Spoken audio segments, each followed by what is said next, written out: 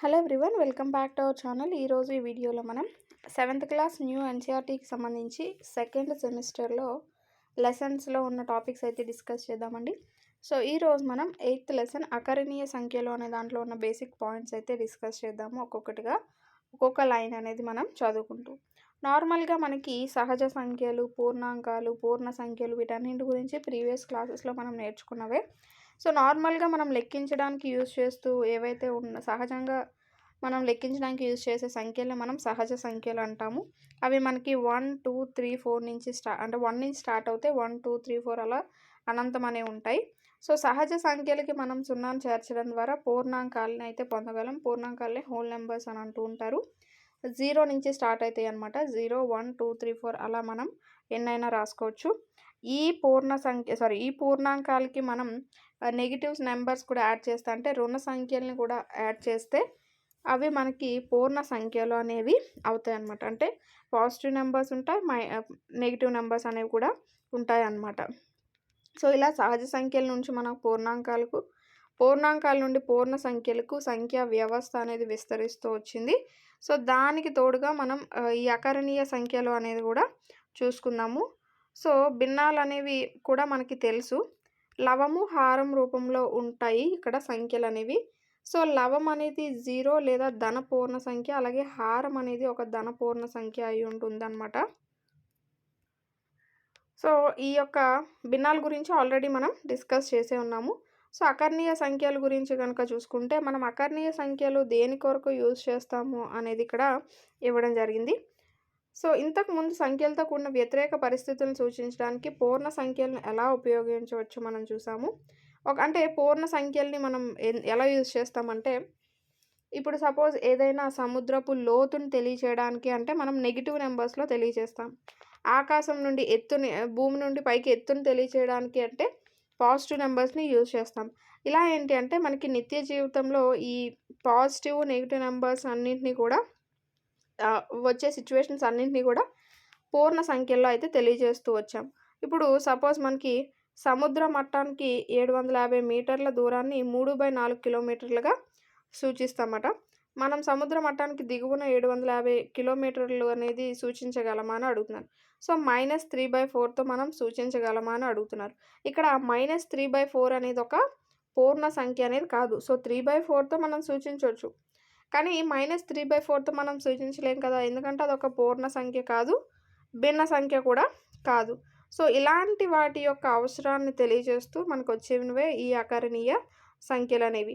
So అకరణీయ సంఖ్య అంటే ఏంటంటే, అకరణీయ సంఖ్యలను ఇంగ్లీష్లో మనం రేషనల్ నెంబర్స్ అని అంటూ ఉంటాము. సో రేషియో అనే పదం నుండి వచ్చిందనమాట ఈ పదము. సో ఇప్పుడు సపోజ్ 3:2 అనే నిష్పత్తిని 3/2గా కూడా మనం రాస్తూ ఉంటాము. ఇక్కడ 3, 2 అనేవి ఏంటవుతాయి, న్యాచురల్ నెంబర్స్ అనేవి అయ్యాయి. అలాగే మనకి ఈ పి అంటే 2 పూర్ణ సంఖ్యలు అనేవి ఈ P/Q అంటే P/Q రూపంలో కూడా మనం చెప్పుకోవచ్చు. సో P/Q రూపంలో రాస్తాము. సో ఇది అకర్ణీయ సంఖ్యలను వ్యక్తపరిచే ఒక రూపంగా చెప్పుకోవచ్చు అనమాట. సో అకర్ణీయ సంఖ్యలు ఏ రూపంలో ఉంటాయంటే P/Q రూపంలో ఉంటాయి. Q అనేది 0కి సమానం కాకుండా ఉంటాయన్నమాట. సో P/Q రూపంలో రాయగల సంఖ్యల్ని మనం అకరణీయ సంఖ్యలు అని అంటూ ఉంటాము. సో PQ అనేవి పూర్ణ సంఖ్యలు అనేవి అవుతాయి. అంటే PQ అనేవి పూర్ణ సంఖ్యలు అంటే ప్లస్లు ఉంటాయి, మైనస్లు ఉంటాయి, సో 0 అనేది ఉంటుంది. ఇవన్నీ కలిపి పూర్ణ సంఖ్యలు అంటాం కదా. అలాగే ఇక్కడ PQ రూపంలో మనం మైనస్లు రాసుకోవచ్చు, ప్లస్ రాసుకోవచ్చు, ఏ నెంబర్స్ అయినా రాసుకోవచ్చు, కానీ Q అనేది 0కి ఈక్వల్ కాకూడదు. సపోజ్ ఇక్కడ 4/5 అనేది ఒక అకర్ణీయ సంఖ్య. ఇక్కడ 4 అనేది Pకి ఈక్వల్ అవుతుంది, 5 అనేది Qకి ఈక్వల్ అవుతుంది. అలాగే -3/4 అనేది కూడా ఒక అకర్ణీయ సంఖ్య అవుతుంది. -3 అనేది P అవుతుంది, Q అనేది 4 అవుతుంది. ఈ విధంగా మనం అకర్ణీయ సంఖ్యలన్నింటినీ కూడా రాసుకోవచ్చు అనమాట. అయితే భిన్నాలన్నీ కూడా అకర్ణీయ సంఖ్యలు అవుతాయా, ఎందుకో చెప్పగలరా అని అడుగుతున్నారు. సో ఇక్కడ మనం చూసుకుంటే 0.5, 2.3 ఇలాంటి దశాంశ సంఖ్యల గురించి మనం ఆల్రెడీ చూసాము. సో ఆ యొక్క సంఖ్యలు మనం భిన్న రూపంలో రాయవచ్చు, కాబట్టి అవి కూడా అకర్ణీయ సంఖ్యలు అనేవి అవుతాయి. నెక్స్ట్ లవము, హారం కనుక చూసుకుంటే ఇక్కడ కొన్ని ఇచ్చారు. P/Qలో Pని లవం అని, Qని హారం అని అందరూ. -3/7లో లవం అనేది -3, హారం అనేది 7 అని ఇచ్చారు. అయితే ఇక్కడ ప్రతి ఒక్కదానికి 5 అకర్ణీయ సంఖ్యలను పేర్కొనండి అని చెప్పన్నారు. సో, ఇక్కడ ఒక ఎగ్జాంపుల్స్ లాగా ఇచ్చారనమాట. అంతే. సో, అకర్ణీయ సంఖ్యల్లో మనకి పూర్ణ సంఖ్యలు ఉంటాయి. అలాగే భిన్నాలనేవి కూడా ఉంటాయి అని చెప్పి ఇవ్వడం జరిగింది. నెక్స్ట్ సమానమైన అకరణీయ సంఖ్యలు అని చెప్పి ఇచ్చారు.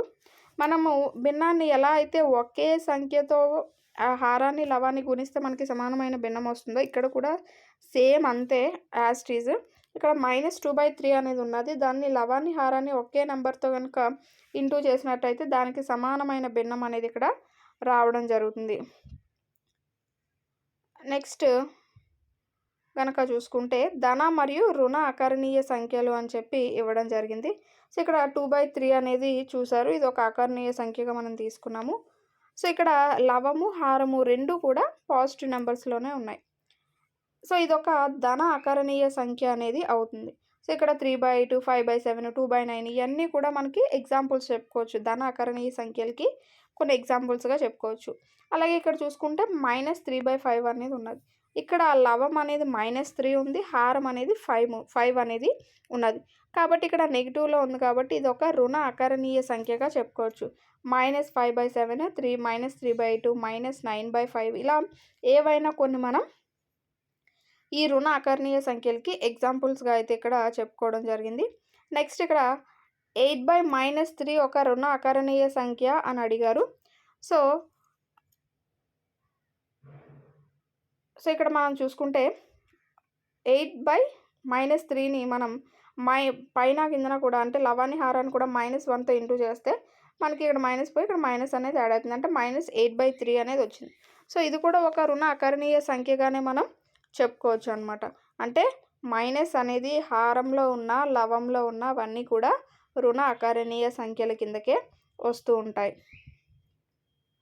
నెక్స్ట్ సంఖ్య 0 అనేది ధన లేదా రుణ అకరణీయ సంఖ్య కాదు. అయితే మిగతావన్నీ కూడా మనం పాజిటివ్గాను నెగిటివ్గాను చెప్పుకుంటూ ఉంటున్నాం. కానీ ఇక్కడ 0 అనేది నెగిటివ్ కాదు, పాజిటివ్ అకరణీయ సంఖ్య కాదు అని చెబుతూ ఉన్నారు. సో ఇక్కడ -3/-5 అనేది రుణ అకరణీయ సంఖ్య, ధన అకరణీయ సంఖ్య అని అడుగుతున్నారు. ఇక్కడ మైనస్ అనేది పోతే మనకి 3/5 అనేది వస్తుంది. కాబట్టి ఇది ఒక ధన అకరణీయ సంఖ్యగానే మనం చెప్పుకోవచ్చు. అంటే పైన కింద కూడా మనకి మైనస్లు అనేవి ఉంటే అవి రుణ అకరణీయ సంఖ్యలు అనేవి అవ్వవు, ధన అకరణీయ సంఖ్యలే అవుతాయి. నెక్స్ట్ సంఖ్యారేఖపై అకరణీయ సంఖ్యలు అని చెప్పి ఇవ్వడం జరిగింది. సో సంఖ్యారేఖపై పూర్ణ సంఖ్యలను మనం ఎలా సూచిస్తాం? 0, 1, 2, 3, 4 అలా -1, -2, -3, -4 ఇలా సూచిస్తూ ఉంటాం కదా. సో ఇక్కడ ప్లస్ గుర్తులన్నీ కూడా మనకి ధన పూర్ణ సంఖ్యలు అవుతాయి. అవన్నీ కూడా మనకి కుడివైపు ఉంటాయి అన్నమాట. ఎడమ వైపు అన్నీ కూడా నెగిటివ్స్లో ఉంటాయి. అవన్నీ కూడా రుణ పూర్ణ సంఖ్యల కింద అయితే మనం చెప్పుకోవచ్చు. సో అయితే అకర్ణీయ సంఖ్యలను ఎలా సూచిస్తారో చూద్దాము. సో సంఖ్యారేఖ పైన -1/2 అనేది కనుక సూచించాలి అని అనుకుంటే సో చెప్పుకున్నాం కదా, పాజిటివ్ నెంబర్స్ అయితే కుడివైపు, నెగిటివ్ నెంబర్స్ అయితే మనం ఎడమ వైపు సూచిస్తూ ఉంటాం. సో సంఖ్యారేఖ పైన చూసుకుంటే మనం ప్రతి నెంబరు కూడా సమాన దూరంలో ఉంటుంది. సో 0 నుంచి 1కి ఎంత దూరం ఉంటుందో 1 నుంచి 2కు అంతే దూరం అనేది ఉంటుంది. సో అలా సమాన దూరంలో ఇవి నెంబర్స్ అనేవి పెట్టడం జరుగుతుంది.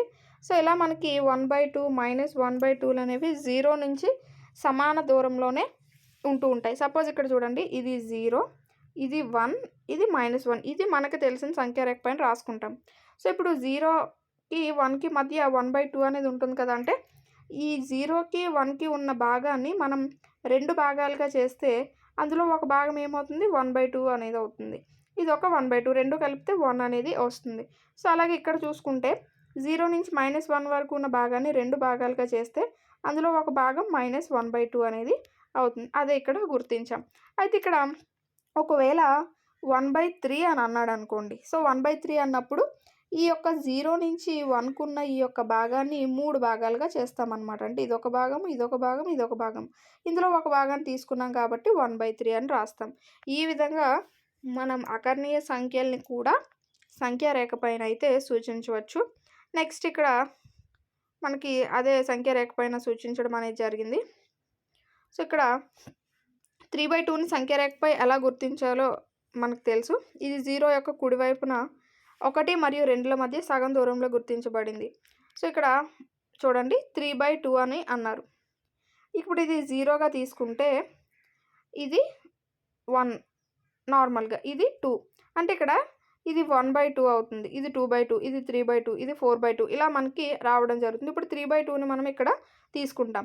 అదే యాజ్ ఇట్ ఈస్‌గా ఇటువైపు కూడా -3/2 ఎలా అయితే మనం లెక్క వేసుకుంటూ వెళ్ళామో అలాగే -3/2 కూడా తీసుకుంటాం అనమాట. అంటే పాజిటివ్ నెంబర్‌ని కుడివైపు, నెగిటివ్ నెంబర్‌ని ఎడమ వైపు మనం తీసుకోవడం అనేది జరిగింది. నెక్స్ట్ ప్రామాణిక రూపంలో అకరణీయ సంఖ్యలు. సో, ఇక్కడ చూస్తే 3/5, -5/8, 2/7, -7/11 అనేవి అకర్ణీయ సంఖ్యలు అని చెప్పి ఇచ్చాడు. అయితే ఇక్కడ ఈ అకర్ణీయ సంఖ్యల యొక్క హారాలు ధన పూర్ణ సంఖ్యలు మరియు లవములు మరియు హారముల మధ్య ఏకైక ఉమ్మడి కారణాంకం 1.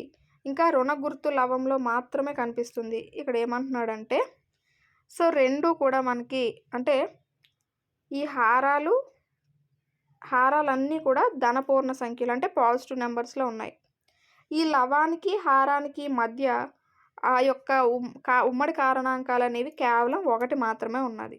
అలాగే లవాల్లో గనుక చూసుకుంటే కొన్ని రుణ గుర్తులు అనేవి కనిపిస్తూ ఉన్నాయి.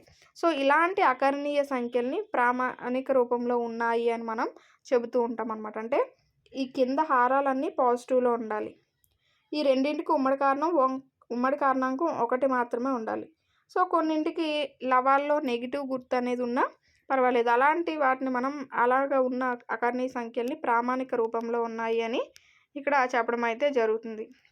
అంటే ఇక్కడ ఒక అకర్ణీయ సంఖ్య యొక్క హారము ఒక ధనపూర్ణ సంఖ్య మరియు లవహారాలకు 1 తప్ప మరే ఇతర ఉమ్మడి కారణాంకం లేనట్టయితే దానిని ప్రామాణిక రూపంలో ఉన్నట్లు పేర్కొంటారు. అర్థమైంది కదా? హారం అనేది పాజిటివ్‌లో ఉండాలి. అలాగే ఈ లవానికి ఇక్కడ x అనుకోండి, ఇక్కడ y అనుకోండి. ఈ లవానికి, ఈ హారానికి 1 తప్ప ఇంకే ఉమ్మడి కారణాంకాలు ఉండకూడదన్నమాట. అలా ఉంటే వాటిని ప్రామాణిక రూపంలో ఉన్నట్టుగా చెబుతూ ఉంటామన్నమాట. ఒకవేళ మనకి అకర్ణీయ సంఖ్య అనేది ప్రామాణిక రూపంలో లేకపోతే మనం ప్రామాణిక రూపానికి మార్చుతూ ఉంటాం. అంటే భిన్నాల్ని మనం కనిష్ట రూపాలకి ఎలా అయితే తగ్గిస్తామో సో అలాగే ఇక్కడ అకర్ణీయ సంఖ్యలను కూడా వాటి యొక్క ప్రామాణిక రూపాలను తగ్గించడానికి మారుస్తూ ఉంటాం అన్నమాట. అంటే షార్ట్ ఫామ్‌లోకి తీసుకొస్తూ ఉంటాం. ఇక్కడ ఒక ఎగ్జాంపుల్ చూడండి. -45/30ని ప్రామాణిక రూపంలో రాయండి అన్నాడు.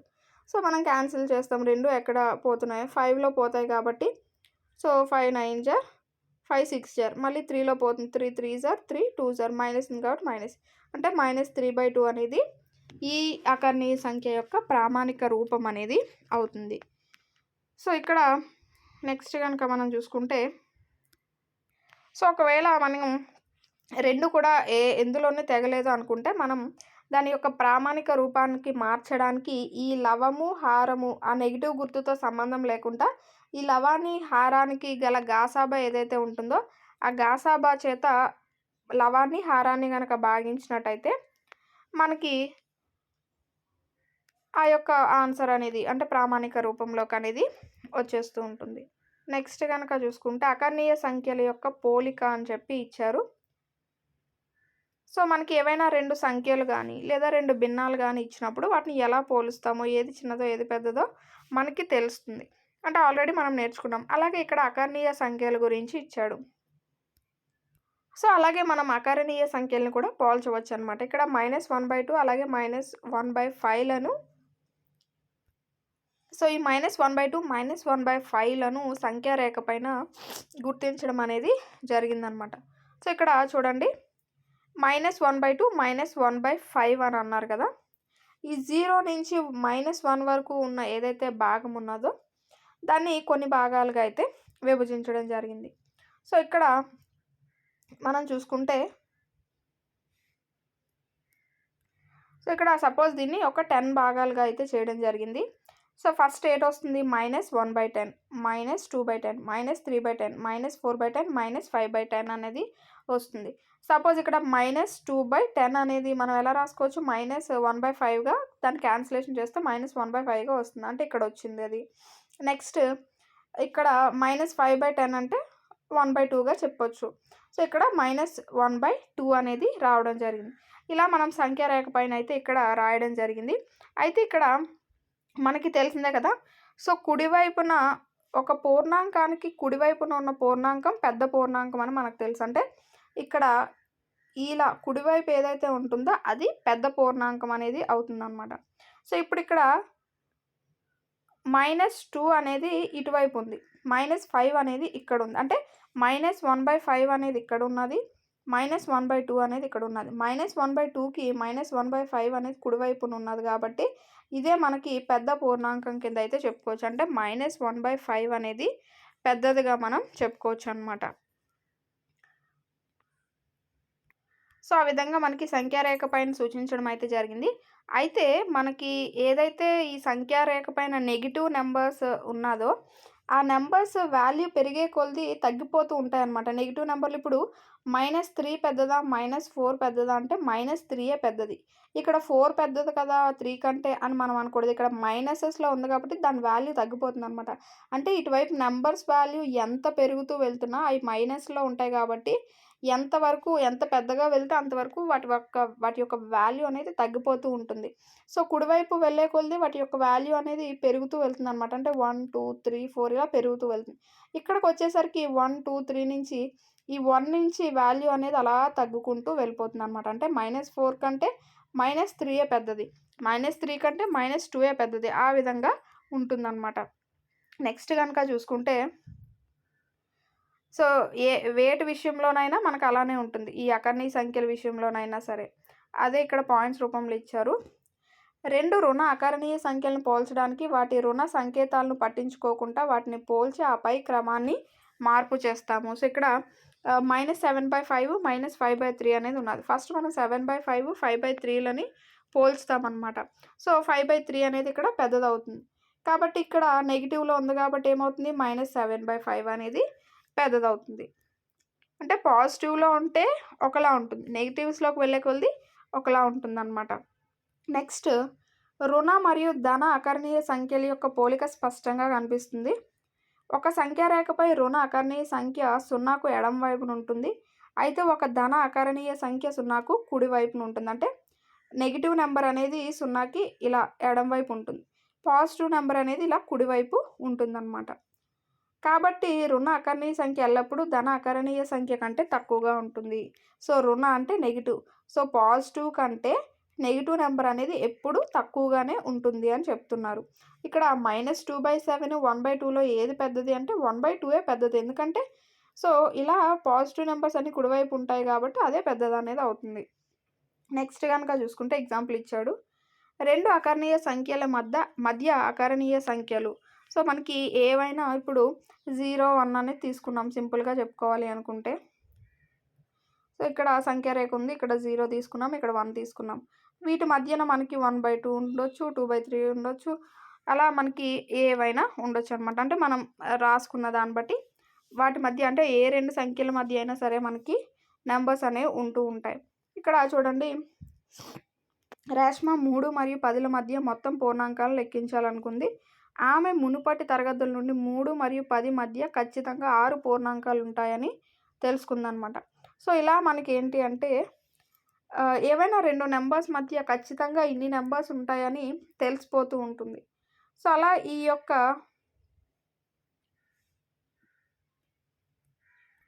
కానీ మనకు చూసుకుంటే -3కి -2కి మధ్య ఏమైనా పూర్ణ సంఖ్యలు ఉన్నాయా అంటే ఉండవు. ఎందుకంటే 2 వరుస సంఖ్యల మధ్య ఎప్పుడు కూడా ఎలాంటి సంఖ్యలనేవి ఉండవు. కాబట్టి 2 వరుస సంఖ్యలు అంటే 2 వరుస పూర్ణ సంఖ్యల మధ్య ఎన్ని పూర్ణ సంఖ్యలు ఉన్నాయి అంటే 0. ఇప్పుడు 3కి 10కి మధ్య ఎన్ని ఉంటాయన్న అంటే మనం చెప్పగలం. అంతేగాని ఇప్పుడు 9కి 10కి మధ్య ఏమైనా ఉంటాయా నంబర్స్ అంటే ఉండవన్నమాట. నెక్స్ట్ సో, అలా మనం చూసుకుంటే 2 పూర్ణ సంఖ్యల మధ్య పూర్ణ సంఖ్యల సంఖ్య అనేది పరిమితంగా ఉంటుంది. సో, అకర్ణీయ సంఖ్యల విషయంలో కూడా అలానే ఉంటుందో లేదో అనేది ఇక్కడ మనం తెలుసుకుందాం. రేష్మ 2 అకర్ణీయ సంఖ్యలు అనేవి తీసుకుంది. -3/5, -1/3లను తీసుకుందనమాట. సో, -3/5ని 3తో గుణించగా -9/15 అనేది వచ్చింది. ఇక్కడ 5తో గుణించగా -5/15 అనేది వచ్చింది. ఇప్పుడు ఏమైంది ఇక్కడ 15 అనేది ఈక్వల్ చేసాం. అంటే మనం ఏం చేసాం బేసెస్‌ని ఈక్వల్ చేసామన్నమాట. హారాల్ని ఈక్వల్ చేసాం. సో ఇప్పుడు మనం ఈజీగా కనుక్కోవచ్చు వాటి మధ్య ఎన్ని అకర్ణీయ సంఖ్యలు అనేవి ఉన్నాయి. సో -8/5 -8/15, 7/15, 6/15, 5-5/15, అలాగే -3/5. ఇప్పుడు ఈ -3/5కి -1/3కి మధ్య ఎన్ని ఉన్నాయి? ఇన్ని అకర్ణీయ సంఖ్యలు అనేవి 3 అకర్ణీయ సంఖ్యలు అనేవి ఉన్నాయి. అంటే మనకి ఏవైనా 2 అకర్ణీయ సంఖ్యలు ఇచ్చి వాటి మధ్య ఏ సంఖ్యలు ఉన్నాయి అని కనుక్కోమన్నప్పుడు మనం వాటి యొక్క ఈ హారాలు ఏవైతే ఉన్నాయో వాటిని ఫస్ట్ ఆఫ్ ఆల్ ఈక్వల్ చేసుకుంటాం. సో అలా ఈక్వల్ చేసుకున్నప్పుడు ఈజీగా మనకు ఆన్సర్ అనేది వస్తూ ఉంటుంది. నెక్స్ట్ ఇక్కడ చూసినట్టయితే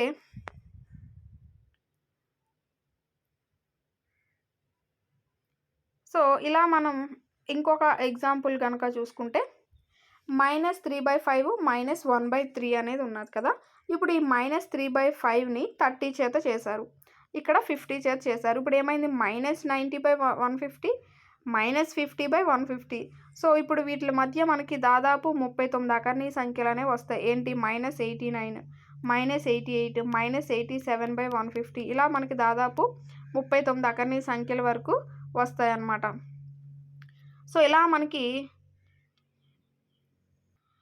ఇలా మనకి అనంతం అనేవి వస్తాయి. ఎందుకంటే ఇప్పుడు ఇక్కడ 30తో ఇంటూ చేసాము, అదే ఒక 40తో ఇంటూ చేస్తే, ఆర్ 50తో ఇంటూ చేస్తే, ఆర్ 60తో ఇంటూ చేస్తే, అలా మనం ఎన్నైనా చేసుకోవచ్చు అనమాట. దీన్ని బట్టి మనకి ఏమర్థమవుతుంది? ఏమైనా ఒక 2 అకర్ణీయ సంఖ్యలు అనేవి ఉంటే వాటి మధ్య మనం అనంతమైన అంటే వాటి మధ్య గల అకర్ణీయ సంఖ్యలు అనేవి అనంతంగా ఉంటాయి అనేది అర్థమవుతుంది. సో ఇలా మనం ఈ యొక్క పద్ధతుల ద్వారా కనుక చూసుకుంటే 2 అకర్ణీయ సంఖ్యల మధ్య మనకి అపరిమితమైన అకర్ణీయ సంఖ్యలు అనేవి కనుగొనవచ్చు అనే విషయం ఇక్కడ మనకు అర్థమవుతుంది. నెక్స్ట్ కనుక చూసినట్టయితే ఇవన్నీ ఎక్సర్సైజెస్కి సంబంధించినవి. అకర్ణీయ సంఖ్యలపై పరిక్రియలు అని చెప్పిచ్చాడు, అంటే సంకలనము, వ్యవకలనము, మిగతా అన్నీ కూడా.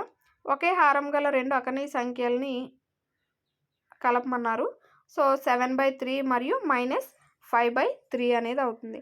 సో ఇక్కడ మైనస్ అని మనకు గుర్తు రాగానే ఎడం వైపు అనేది గుర్తు రావాలి, ప్లస్ అనగానే కుడివైపు గుర్తు రావాలి. ఇక్కడ 7/3లోంచి -5/3 అనేది 7/3ని -5/3ని కలపమన్నారు. సో ఇక్కడ మనం ఏం చేస్తాము అంటే 7/3 నుంచి 5/3 స్టెప్స్ వెనక్కి వస్తామన్నమాట. అంటే ఇక్కడ చూడండి, ఇప్పుడు సపోజ్ ఇది 0, ఇది మనకి చూసుకుంటే 0 నుంచి స్టార్ట్ అయింది. 1/3, 2/3, 3/3, 4/3, 5/3, 6/3, 7/3, 8/3 ఇలా మనం రాసుకుంటూ వస్తున్నాం. సో ఇక్కడ 7/3 అనేది ఉన్నది. ఇక్కడ నుంచి 5 స్టెప్స్ మనం వెనక్కి వస్తాం. 1, 2, 3, 4, 5. సో ఇక్కడ 2/3 అనేది వచ్చింది. చూసారా? 7/3కి ప్లస్ -5/3 కలిపితే 2/3 అనేది ఆన్సర్గా రావడం జరిగింది. సో ఇక్కడ మైనస్ అనేది ఉన్నది కాబట్టి మనం ఎడమ వైపుకి 5 స్థానాలు అనేవి కదలడం జరిగింది. సో అలా కదిలిన తర్వాత మనకి 2/3కి మనం చేరుకోవడం అనేది జరిగింది. ఇవి సంఖ్యా రేఖ పైన సూచించడం అనేది ఇస్తున్నారు. నెక్స్ట్ -7/8కి 5/8 అనేవి కలపమన్నారు. సో కలపమంటే మనం కుడివైపు కదలాలి కాబట్టి సో 7/8 నుంచి 1, 2, 3, 4, 5 స్టెప్స్ మనం ముందుకు వస్తే -2/8 అనేది రావడం జరిగింది. సో అది దాని యొక్క ఆన్సర్ అనేది అవుతుంది. సో మనం భిన్నాల్లో ఎలా అయితే చేస్తామో అలాగే ఇక్కడ కూడా హారాలు అనేవి ఈక్వల్ అయినప్పుడు లవాల్ని మనం కలిపేస్తామన్నమాట. సో కలిపేస్తే మనకి ఆన్సర్ అనేది వస్తుంది. నెక్స్ట్ చూసుకుంటే ఒకవేళ ఈ యొక్క హారాలు అనేవి వేరువేరుగా ఉన్నప్పుడు కనుక చూసుకుంటే మనం వాటికి ఎల్సిఎం అనేది కనుగొని సో ఆ ఎల్సిఎం ద్వారా మనం చేస్తూ ఉంటాం. ఇక్కడ చూడండి, మనం భిన్నాల్లో ఎలా అయితే చేస్తామో అలాగే ఇక్కడ కూడా -7/5 -2/3 అనేది ఉన్నది. ఇక్కడ 5, 3 అనేవి వేరువేరుగా ఉన్నాయి కాబట్టి ఫస్ట్ ఆ రెండింటికి కసాగ్ అనేది కట్టి ఆ రెండింటి యొక్క హారాలు అనేవి ఈక్వల్ చేస్తాము. సో ఈక్వల్ చేసి అప్పుడు పైన ఉన్న నామినేటర్స్ అనేవి కలపడము ఆర్ మైనస్ చేయడము అనేది చేస్తామన్నమాట ఇచ్చిన సమ్ బట్టి. నెక్స్ట్ సంకలన విలోమం అని చెప్పి ఇచ్చారు. -4/7 + 4/7లో సంకలనం చేస్తే ఏమొస్తుందన్నారు? ఇక్కడ 2 కూడా ఈక్వల్‌గా ఉన్నాయి కాబట్టి పైన ఉన్న వాటిని కలిపేస్తాం. -4 + 4 సో, పోతే 0 వస్తుంది. 0/7 0 అనేది అవుతుంది కాబట్టి అక్కడ 0 అనేది వస్తుంది. అంటే ఇక్కడ హారాలనేవి ఈక్వల్‌గా ఉండి లవంలో ఒక నెగెటివ్, ఒక పాజిటివ్ నంబర్ గనుక ఉంటే మనకి అవి కలిపినప్పుడు 0 అనేది రావడం జరుగుతుంది. మనకి ఎలా అయితే సంఖ్యల్లో ఈ యొక్క సంకలన విలోమము, గుణకార విలోమం ఎలా ఉన్నాయి, ఇక్కడ కూడా ఈ అకర్ణీయ సంఖ్యల్లో కూడా సేమ్ అలానే ఉన్నాయి. మనం -2ని 2కి సంకలన విలోమం అంటాం. అలాగే 2కి -2 అనేది ఒక సంకలన విలోమం అని చెప్తూ ఉంటాం. అలాగే ఇక్కడ కూడా -4/7కి +4/7 అనేది ఒక సంకలన విలోమం అవుతుంది. లేదా 4/7కి -4/7 అనేది ఒక సంకలన విలోమం అనేది అవుతుంది. అదే ఇక్కడ ఇచ్చారు. నెక్స్ట్ గనక చూసుకుంటే వ్యవకలనం. సో, 5/7, 3/8 యొక్క భేదాన్ని కనుక్కోమన్నారు. ఇది మనం యాజ్ ఇట్ ఈస్‌గా దీనికి కూడా ఎల్‌సీఎం అనేది కట్టి చేయడం ద్వారా మనకి ఎలా అయితే భిన్నాల్లో చేస్తామో సేమ్ అదే విధంగా ఇక్కడ కూడా ఇవ్వడం జరిగింది. ఇక్కడ చూసుకుంటే ఇక్కడ మనకి చూసుకుంటే ఈ విధంగా ఎల్‌సీఎం చేశారు కదా! సో, ఎల్‌సీఎం చేస్తే ఈ రకమైన ఆన్సర్ వచ్చింది. సో, ఇలా మనకి 2 పూర్ణ సంఖ్యల్ని a - b = a + -b కూడా రాసుకోవచ్చు అని చెప్పి అంటే ఇక్కడ ఇవ్వడం జరిగింది. సో, దాన్ని బట్టి ఇచ్చిన సమ్‌ని గనక అలా రాసినట్టయితే అంటే ఇది a అనుకోని ఇది b అనుకుంటే a - b = a + -bగా దీన్ని రాసుకుంటే అలా కూడా ఆన్సర్ అనేది కరెక్ట్‌గానే రావడం జరిగింది. కాబట్టి ఇక్కడ 2 అకర్ణీయ సంఖ్యల వ్యవకలనం చేసేటప్పుడు తీసివేయబడుతున్న అకర్ణీయ సంఖ్య యొక్క సంకలన విలోమాన్ని మనం అకర్ణీయ సంఖ్యకి కూడుతామన్నమాట. ఈ యొక్క అకర్ణీయ సంఖ్యకి కూడుతాము. అదే ఇక్కడ ఇవ్వడం జరిగింది. అంటే దీనికి ఈ -3/8 యొక్క సంకలన విలోమాన్ని కూడడం అనేది జరిగింది. అలా కూడినట్టయితే మనకి ఈజీగా ఆన్సర్ అనేది వచ్చేస్తుంది. నెక్స్ట్ గుణకారంలోకి గనక వెళ్ళినట్టయితే -3/5ని 2 చేత గుణించడం. సో, ఏమవుతుంది మనకి 2 3 6/5 ఇది సేమ్ మనకి భిన్నాన్ని ఇంటూ చేసినట్టుగానే వస్తుందన్నమాట. నెక్స్ట్ గనక చూసుకుంటే సో, ఎలా అయితే మనం ఇక్కడ ఇంటూ చేసినప్పుడు ఏమైతుంది, కేవలం ఈ యొక్క లవాన్ని మాత్రమే ఇచ్చిన పూర్ణ సంఖ్య చేత మనం ఇంటూ చేస్తున్నాం. హారాన్ని యాజ్ ఇట్ ఈస్‌గా అలానే రాసేస్తున్నాం. అదే ఇక్కడ ఇచ్చారు. ఒక అకర్ణీయ సంఖ్యను ధన పూర్ణ సంఖ్యతో గుణించేటప్పుడు లవాన్ని పూర్ణ సంఖ్య చేత గుణిస్తున్నాము. హారాన్ని ఎటువంటి మార్పు లేకుండా అక్కడ రాస్తున్నాము. అదే ఇక్కడ ఇచ్చారు. రుణపూర్ణ సంఖ్యతో గుణించినప్పుడు కూడా సేమ్ యాజ్ ఇట్ ఈజ్ అంతే. లవాన్ని గుణిస్తున్నాం తప్ప హారాన్ని మనం ఇక్కడ గుణించట్లేదు. నెక్స్ట్ గనక చూసుకుంటే భాగహారం. భాగహారంలో చూసుకుంటే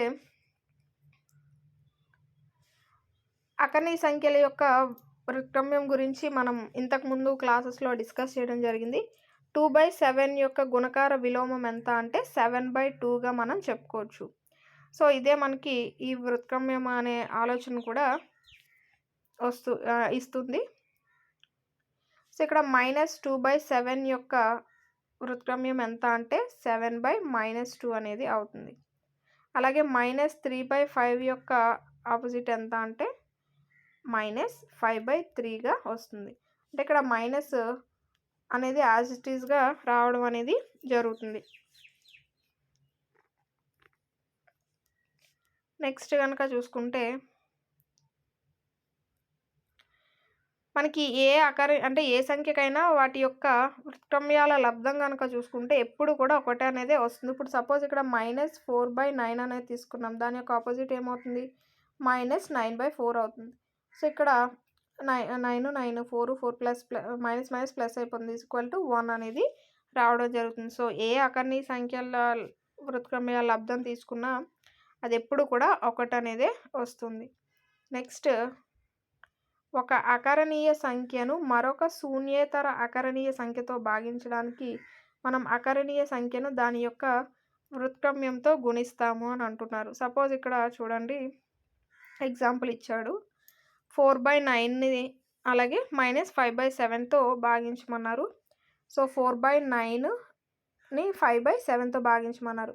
ఇప్పుడు ఈ నార్మల్‌గా మనం వేసుకున్నట్టయితే అంటే భాగహార రూపంలో వేసుకుంటే 4/9 బై -5/7 అనేది అవుతుంది. ఇది మనకి పైకి వెళ్తే ఏమవుతుంది? -7/5 అనేది అవుతుంది. అంటే దీని యొక్క ఆపోజిట్ అనేది వస్తుంది. -7/5 అని. ఇది ఇక్కడ అదే ఇచ్చారనమాట. ఏదైనా ఒక అకర్ణీయ సంఖ్యని శూన్యేతర అకర్ణీయ సంఖ్యతో భాగించడానికి మనం ఆ అకర్ణీయ సంఖ్యను దాని వ్యుత్క్రమ్యంతో గుణిస్తాము అని చెప్పి. అది పైకి వెళ్తే మరి ఇక్కడ ఆపోజిటే కదా అవుతుంది. సో, అదే ఇక్కడ ఇవ్వడం జరిగింది. నెక్స్ట్ గనుక చూసుకుంటే, సో, ఇది మనకి ఇందులో ఇచ్చిన ఈ అకర్ణీయ సంఖ్యలకి సంబంధించి మొత్తం ధర్మాలు, వాటి యొక్క సంకలనం, వ్యవకలనం, గుణకారం, భాగాహారం వాటి గురించయితే ఇవ్వడం జరిగింది. సో, ఇది మనకి ఈ యొక్క వీడియోకి సంబంధించి. నెక్స్ట్ వీడియోలో మనం చుట్టుకొలత మరియు వైశాల్యం అనే టాపిక్‌కి సంబంధించిన బేసిక్ పాయింట్స్ అయితే డిస్కస్ చేద్దాము. Thanks for watching.